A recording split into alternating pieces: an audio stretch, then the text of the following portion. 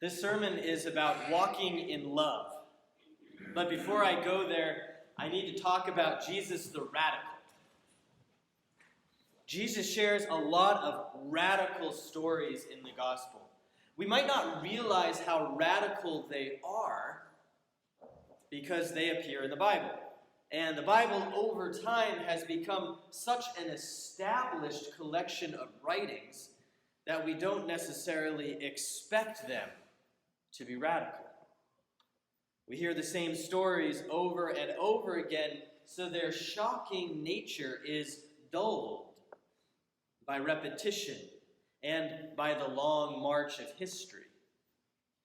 There's the parable of the Good Samaritan, in which an outcast in Jesus' society becomes the hero of the story. There's the story of serving Jesus in disguise when we serve those who are hungry, thirsty, naked, sick, imprisoned, or immigrating. There's the crazy notion to turn the other cheek or to walk the extra mile. And today we heard one of the most radical stories of them all, the story of the rich man who, it turns out, was not as blessed as his society thought he was. The society of Jesus' day was not much different than ours. They thought material wealth equated with divine favor. Just as we invest the rich and famous with outsized influence. I can imagine the jaws dropping. Not the draws dropping. It's called a spoonerism when you do that. I can imagine the jaws dropping as Jesus told this story. How could the rich man end up in torment in Hades and that sore-covered Lazarus find himself with the angels in the bosom of Abraham? My question is this. In this radical story, what about the rich man sends him where he ends up?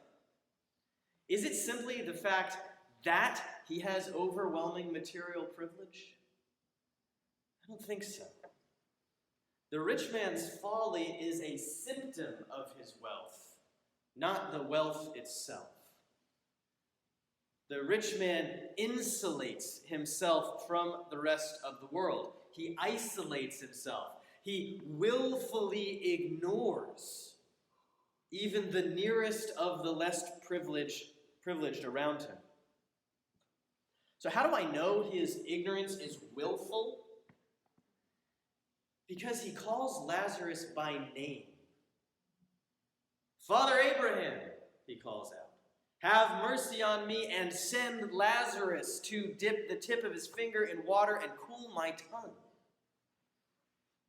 The feasting man knew the name of the famished man at his gates. And that means they had some level of relationship. And that means the feasting man chose to ignore the famished man. Seeing the story of the rich man and Lazarus in this light indicts me. I read Jesus' radical words and I reflect in horror at how often in my life I have willfully ignored the needs around me or the injustices or the brokenness. I know there are children still dying in cages at the southern border. I know that 17% of children in New London County live each day with food insecurity. I know the United States has the worst maternal health care in the developed world, and it's even worse for women of color. I know 100 people die by a bullet fired from a gun in the United States every day, with 2/3 of those being suicides. I know all these and more.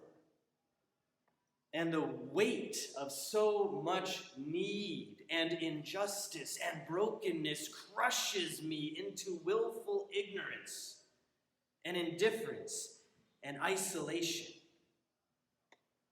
So I walk with my head down. I walk with my hands in my pockets. I walk with earbuds in my ears. I studiously avoid Lazarus. And when I avoid Lazarus, I avoid Jesus. And when I realize that, when I realize I am actively and willfully trying to avoid Jesus, my whole perspective shifts. The indictment turns into an invitation. The crushing weight turns into a burden carried by me and by Jesus together. Take my yoke upon you, he says. I start carrying the weight with Jesus. And he's a lot stronger and more charismatic than I am. So I start walking the way he's already headed. And Jesus only ever walks in one manner. Jesus walks in love. Jesus walks in love, moving always towards those in need, because he chooses to weave his personhood together with theirs in the midst of a society that denigrates and ignores them.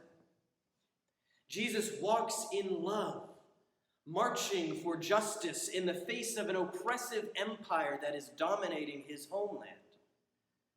Jesus walks in love, embracing the broken and opening their eyes to places of new and unexpected wholeness. Jesus walks in love. In his letter to the Ephesians, the Apostle Paul invites us to follow this life-giving way. You've heard these words a million times. Walk in love, as Christ loved us and gave himself for us an offering and sacrifice to God. When we walk in love, in the love of Jesus, we find each other on the road. We come together and form a community of love. We share words of love and a holy meal with one another. We support each other in love. We then go out into the world following the way Jesus walks, and we look for Lazarus. Heads up, arms reaching out, senses active, choosing awareness, and searching for ways our community of love can support what God is already up to in the world. For the God of mission is still creating, is still so very present, and we have the opportunity together to walk in love, moving towards those in need, marching for justice, and embracing the broken in our midst. What better mission is there than that? Jesus' radical message of love is still radical, no matter how old the stories are or how many times we've heard them. Jesus' message of love is still radical because walking in love is a hard path, and the world tilts towards easy and convenient paths. But this hard path is the path of life. Each day, we have the opportunity to confront again the brokenness of the world and recommit ourselves to walking the path of Jesus. Each day, we have the opportunity to be surprised by how and where God shows up. Each day, we have the opportunity to walk in love. So walk in love as Christ loves us. Accept God's invitations. Share your burdens with Jesus. See the places where Lazarus lies at the gate. And together, we will walk in love to those places, following where Jesus Christ is leading the way.